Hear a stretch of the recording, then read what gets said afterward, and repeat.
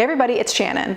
I recently had the opportunity to interview the translator for this book. Her name is Melanie Magidow, and the book is called The Tale of Princess Fatima, Warrior Woman, the Arabic epic of That al-Himma. It just got released on August 3rd on Amazon. I'll put the link down below. Check it out. Interestingly, as you'll see in the interview, I actually didn't know about this book until I interviewed Dr. Magidow about 3 weeks ago. I had originally reached out to her on LinkedIn to see if she could talk to us about her experience learning Arabic as a student at Emory, NYU, and UT Austin. She was also in the CASA program in Egypt, which I thought was super interesting. When she told me that she had translated a book and that it was coming out soon, I got super excited, especially because it's about, a female warrior in Arabic literary history. I mean, how cool is that? So without further ado, welcome Melanie Magidow. Such a pleasure to meet you. I've read a lot about you and seen your YouTube video as well. Yeah, such as it is. I wasn't feeling great that day, but I had agreed to do it for an event. So it got done, but I'm glad that you saw it. But Awesome. Well, what I was curious about is, because you did your PhD in Arabic, you have this whole history of studying Arabic. I'm curious, can you tell us a little bit about your background and what initially attracted you to learning Arabic? Sure. I'm also glad to hear anything that you're able to share too. But if you need to keep this to a one-way interview, I respect that. We'll do what we can here today. And then anything that you would ever like to share, I'm happy to hear more about you too. Right. So my background. I'm not entirely sure who your listeners are, who your audience is. I feel like this video I wanted to do for Arabic learners. I think there's so many Arabic learners out there and there's not enough good content for Arabic learners. There's all this those get rich quick, lose weight quick, learn Arabic without studying videos. I'm like, there's so much crap out there. Let's just have content that's really good for people who are learning Arabic. So those are probably the main. Right. So their first language is probably English and they might be located in the United States. Right? Okay. So I want to start my story then with high school. So I grew up in the Pacific Northwest in Alaska and Oregon, and I attended a small high school in a small town in Oregon. And we had only Spanish and English. So if you wanted to go to college, you were required to take 2 years of a foreign language. If you may have come from a Mexican immigrant family, which some of the students did there, then you were going to need to have at least 2 years of English classes. And if you grew up with English as your first language, which were the remainder of the students, then you were going to need to take 2 years of Spanish. And it was Spanish from a particular region in Mexico where many immigrants came to that area in Oregon from that region in Mexico.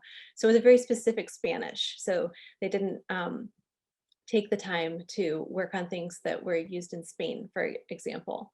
And this was a little annoying for me as a language learner because I didn't know exactly what I wanted to be when I grew up, but I knew that I wanted to study languages and cultures. And I also knew that my mother, when she attended the same high school in the 1970s, had about 7 languages she could pick from: German, Russian, Latin, Spanish, French, several more. And I knew that the French program had just stopped the year before I started high school. So I knew it was not a matter of being isolated or possibilities. It was a matter of priorities in the administration. And I don't have anything against science or math, of course. I think people should be able to study whatever they want. But learning languages isn't going to get easier as you get older. And now that we are towards the end, hopefully, of the pandemic period, so many mindsets have shifted, so many expectations and possibilities for online learning, for example, or doing anything online have become more possible now than they were before, and people are more open to using them. So I don't think that we have many excuses anymore for not offering opportunities for people to study languages and other things.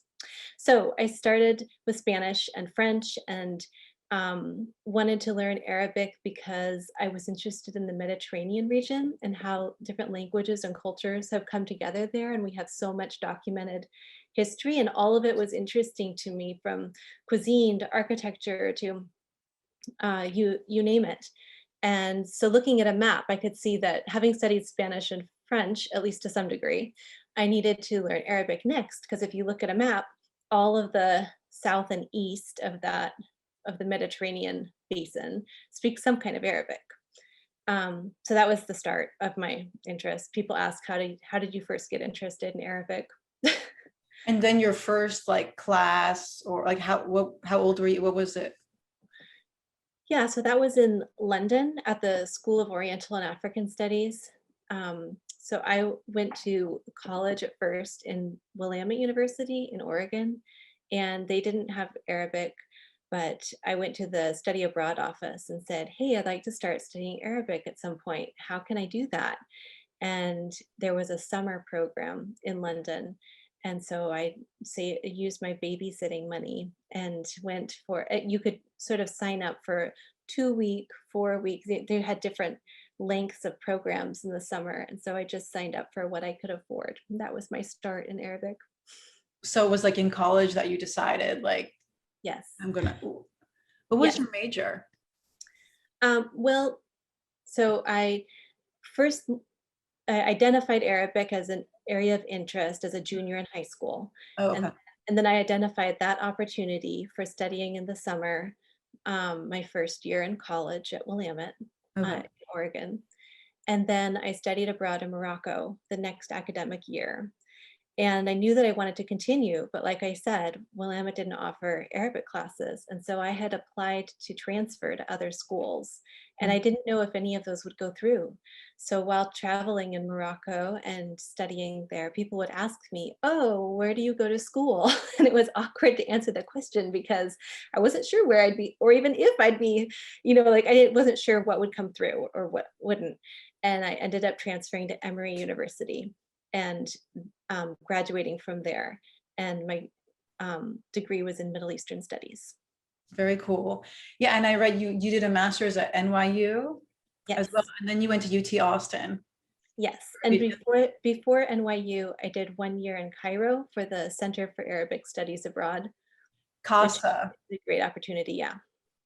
All right, yeah, that's the one that Abbas Tonsi, he talked about CASA. So CASA, I was like, isn't that a Spanish word? But apparently it's an Arab for Center of Arabic Studies Abroad is what it is. That's right. Mm-hmm. Okay. Is that program something that they just have for college students like all over the US or? Um, well, it's changed a little bit over the years. It's supported by a consortium of colleges and universities in the US. And it is and has been the vanguard, like the premier Arabic study opportunity for students and professionals. Um, the only other thing that has been around for so long and has also offered an opportunity for Arabic study is Middlebury College, also comes to mind. Middlebury, you could begin from the start, from level one.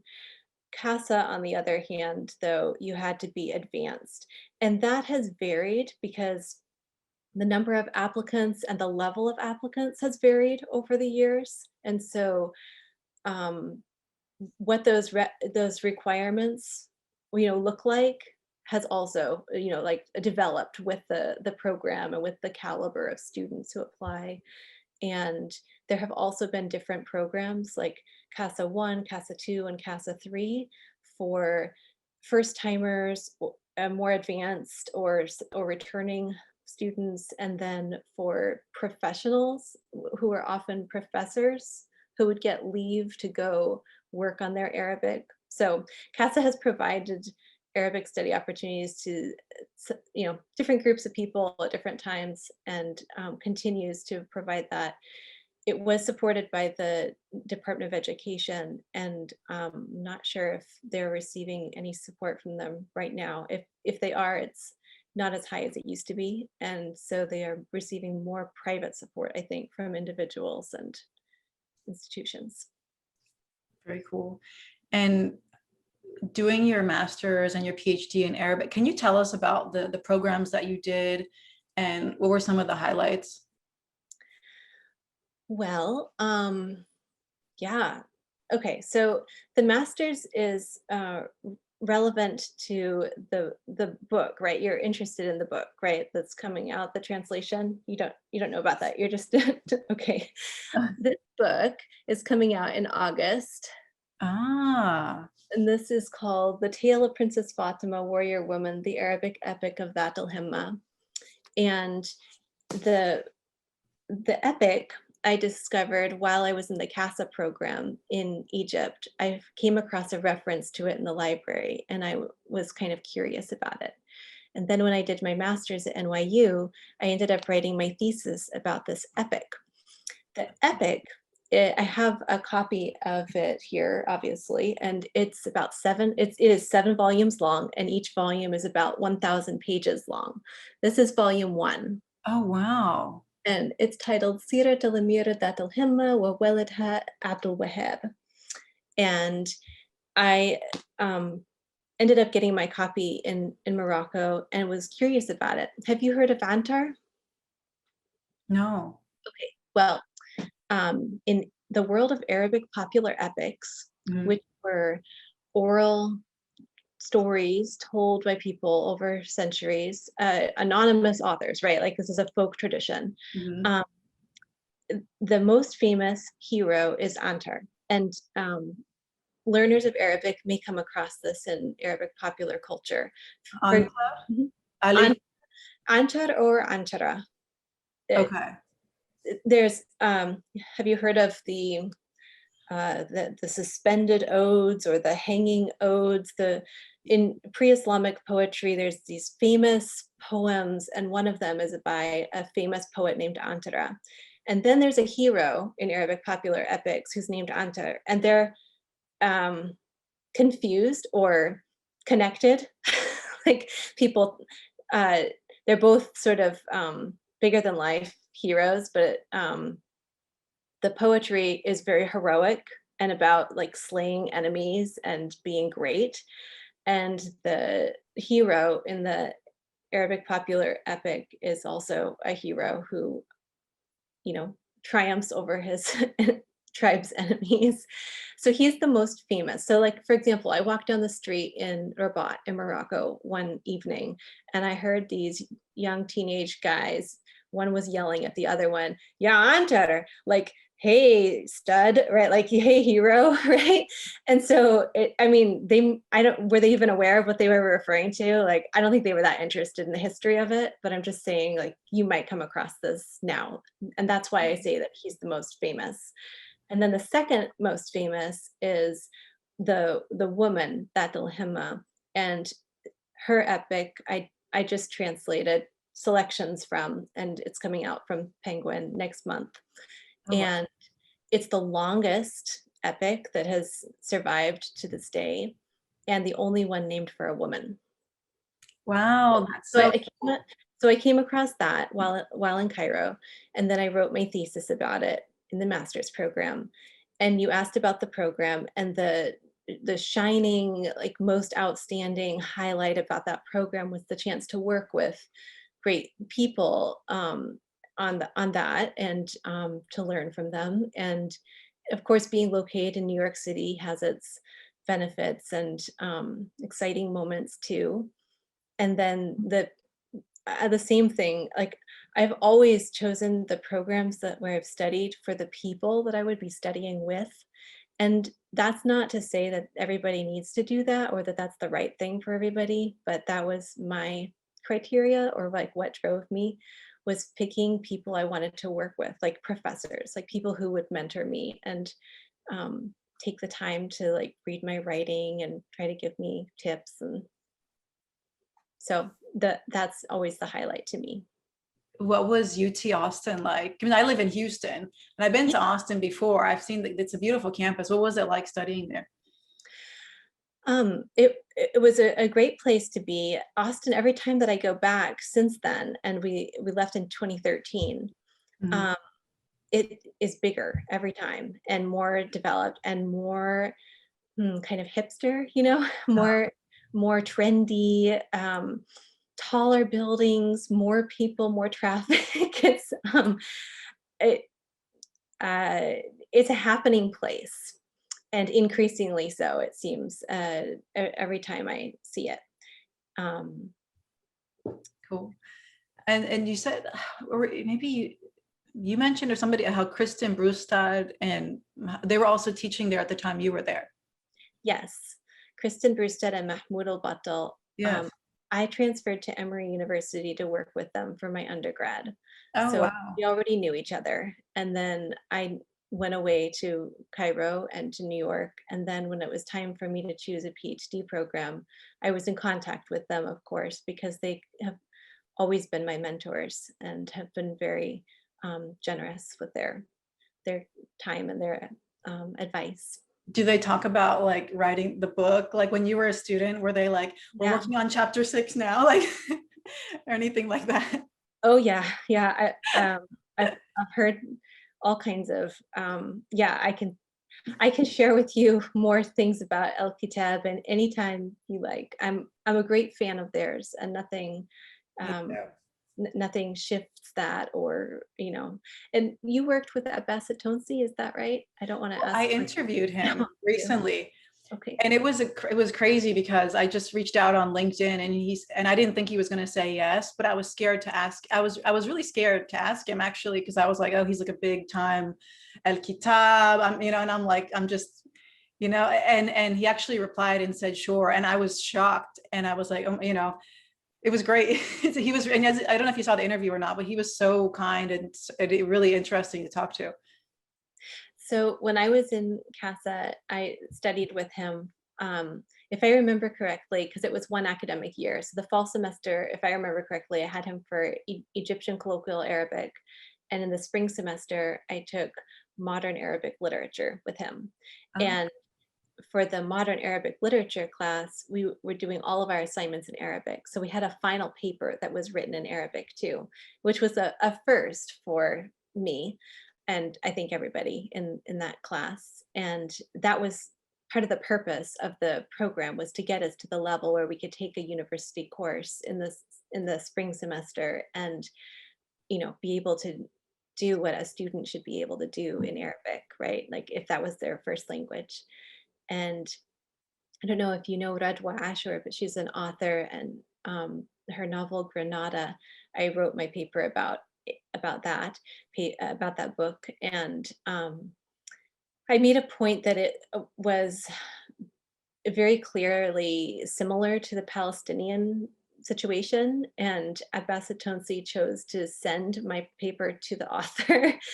And that was a special moment for me because I didn't expect to be introduced to her, and nothing came of it as it turns out. But it was nice of him, right, to make that effort to share something that a student had done.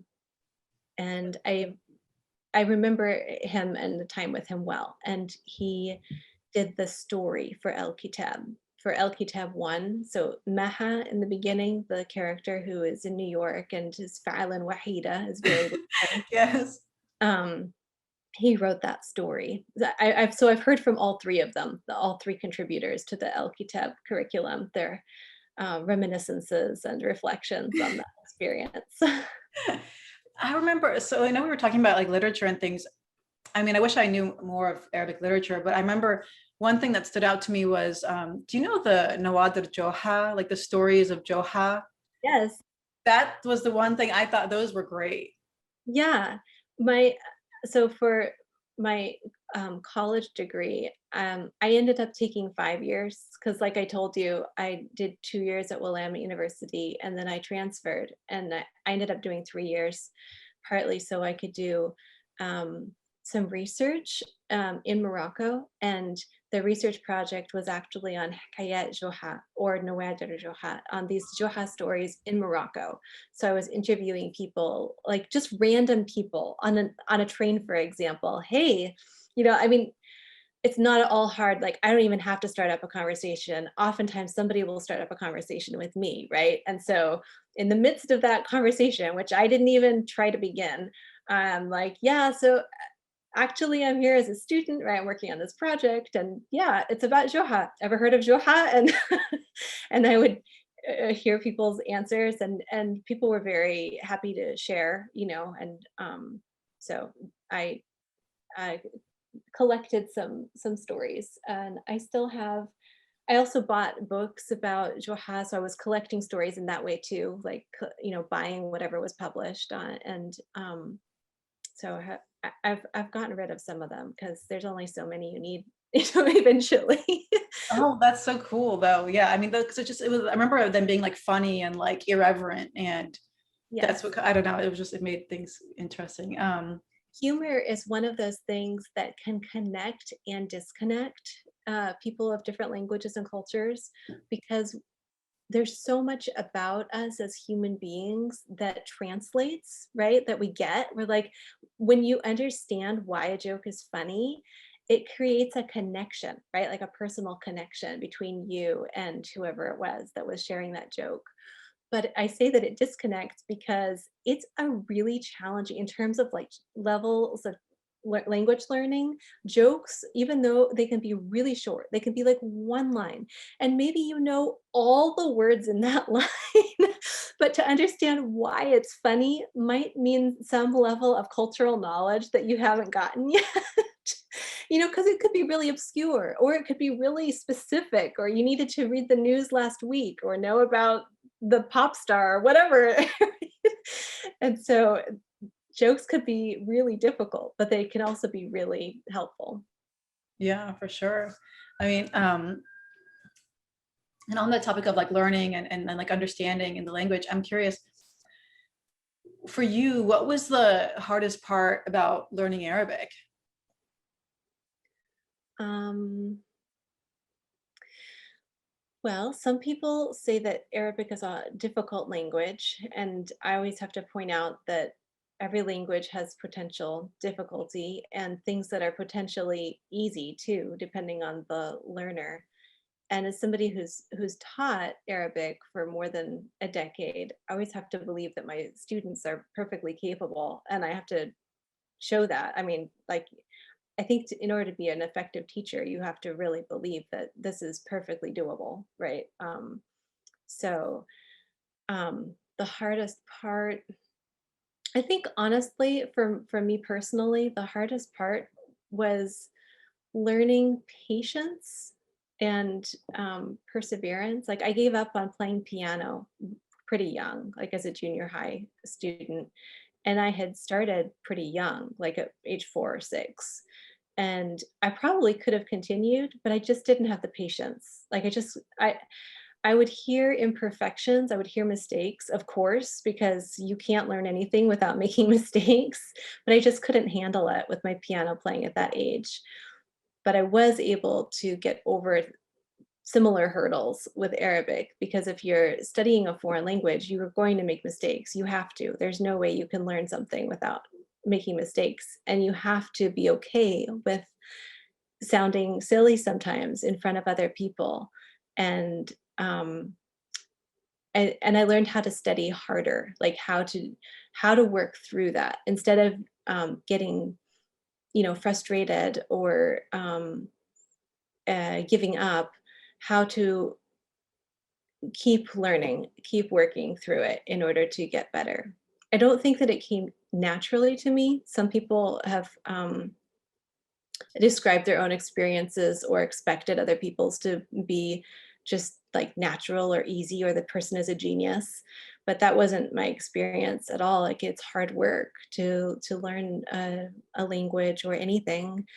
And there was a moment when I went to Kristen Brustad, my mentor, in her office hours and said, "It feels hard right now. I don't know if I can keep doing this." And she said, "Oh, well, is it if it's to the point where it's no longer fun, then maybe you're right.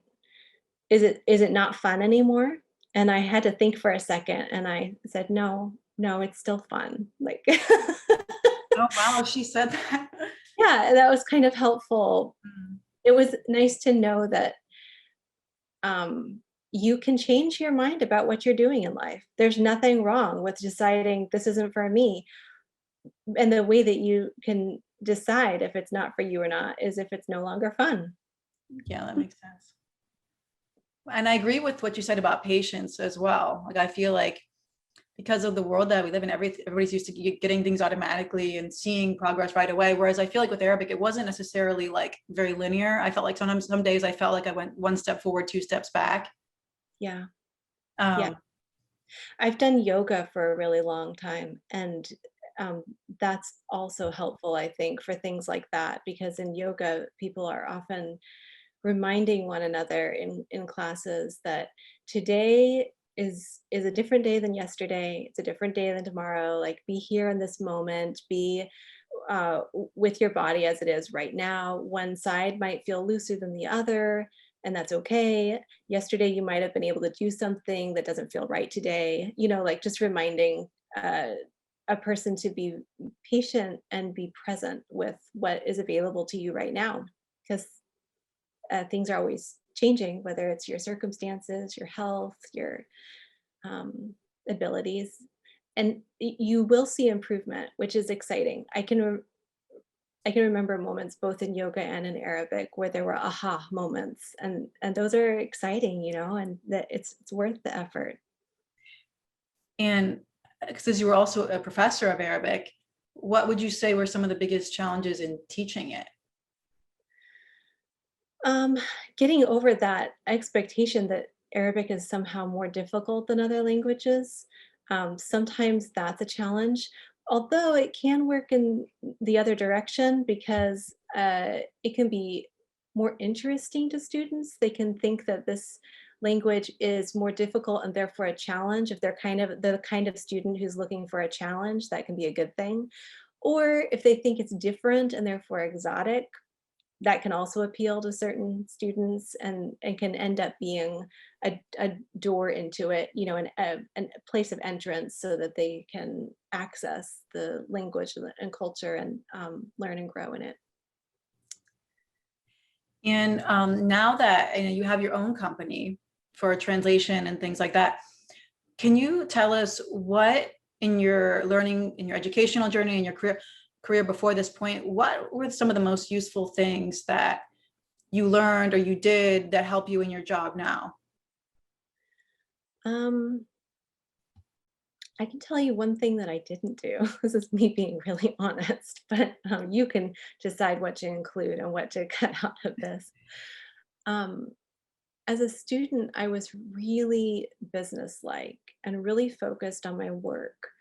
And I just really enjoyed learning. I just really enjoyed reading and making progress and getting more knowledge. And I wasn't focused on sharing it at that point. That's what I focus more on now. At this point, I have, it's not as if there's not more to learn. There's always more to learn. And anybody who provides quality work is going to put in some time to improving their skills and increasing their knowledge as well. So it's not as if that ends, but the focus changes. So at this point, I am trying to use my skills and my training that I already have to help people. But in the past, as a student and focused on learning, the thing that I didn't do is network a lot and talk with the other students in my programs. For example, when I was studying abroad, I made conscious choices to not hang out with other fellow students who were going to be speaking English together, because I really wanted to focus on my Arabic. So I would spend my time speaking either with fellow students who would speak with me in Arabic, or with Egyptians or Moroccans, depending on where I was at the time, who would be speaking with me in Arabic, or at least supporting me. Like, maybe we would switch back and forth, but I would be learning like from somebody from another language and culture. Like, that's what my focus was. And I'm not saying that was wrong, but I'm just saying that it's worth considering when you're going through these different programs, that your fellow students might be part of what makes the program more meaningful for you personally. And that's something that every individual has to decide, I think, in every program, how they're going to spend their time. And um, but I've learned later, after being done with school, that it's the connections between people that make work, whatever your work is, possible and meaningful. And so it's worth valuing the people that you're working with, even when you're at the learning stage, even when you're just a student. Mhm. Some people don't need to be reminded of that. I'm clearly more of an introvert. So those No, but people I who are, know what you mean exactly. It's like you feel like you just get like laser focused on something. yeah, Um, that's an interesting thing though. I didn't think much about that, but because I felt kind of I wanted to because I felt very, and I don't know if I've talked about this in other videos, but like when I learned Arabic, I was mostly, it was just one-on-one. I was learning it in Dubai, and I didn't do any formal college class. Like I did classes, but it was at this, and so most of the time I was doing private lessons, and then I'd go to work at a Saudi company where a lot of my colleagues were already native speakers, and so for me, I felt like I was never learning fast enough, and I was like, I was very hard on myself. I felt like I was very bad at it, and but because everybody else is a native speaker, and but then again, but I kind of wished I had like classmates to yeah, kind of like years. to kind of, and not to compare myself so much as so, it's just to like have somebody who's on it with you, Yeah. you know, because it gets a little bit lonely in some ways. You Like, you can benefit a lot from peers, and I did have that, like, I would be in a classroom environment and be able to benefit from there being other students in the class, but I didn't always value the out-of-class opportunities, and I'm not saying that I necessarily would change all of that, but, I would change my mindset a little bit. Um, I I was just gonna say that, I forgot what I was gonna say, but you said you worked at a Saudi company, and I didn't mention that when I was in Cairo, I worked at UNESCO also. So I have some work experience also, which is something that you and I share. very Like, cool. What were you were doing a refugee helpline? Was that, or oh, that was, no, that was later. okay. But the UNESCO work, I walked into the UNESCO Cairo office, and at that point, my dream was to work for UNESCO as a professional someday. And working with UNESCO convinced me that that was not my dream job. That sounds bad, but that it wasn't the right thing for that moment in my life, for that phase of my life. But I had a wonderful time working in the UNESCO Cairo office with co-workers, and we worked in multiple languages, and we needed to create texts in multiple languages, whether they were letters or programs for events or reports or whatever. And it was an amazing experience to see different people, getting things accomplished in different languages together. Very cool. And but since I mentioned the refugee helpline thing, what was that like working with refugees? Yeah, so I was working with lawyers, and they would send me certain emails would come my way, and I would need to organize them for the lawyers to help them be more efficient in their work. And there were different kinds of inquiries that they would receive, all different kinds of calls for help, mostly like my situation is this and it relates to gender. And so I categorize it into a certain category. Or my situation is this, I'm a refugee, right? Like I'm fleeing war or I'm fleeing persecution or whatever it is. And it was, eye opening. And I have so much respect for the people who use their language skills to work on difficult topics, whether it's in law or medicine or um, there's a lot of work that you can do with Arabic and with pretty much any language. Like I can't think of a language, right? Any language that doesn't have hard topics that you could work on. And my specializations are academic and literary texts. And so I have protected myself in many ways. And I have done short term things like working with this refugee organization. But for the most part, I'm grateful that I don't have to work with those really hard, topics on a day to day basis. And I have a lot of respect for the people who do. And I imagine that kind of like imagine a psychologist or a somebody who works in crime or crime scenes, I imagine that people who use their skills that way have to really pay attention to self-care, like we all do, but especially, you know, in those sensitive areas.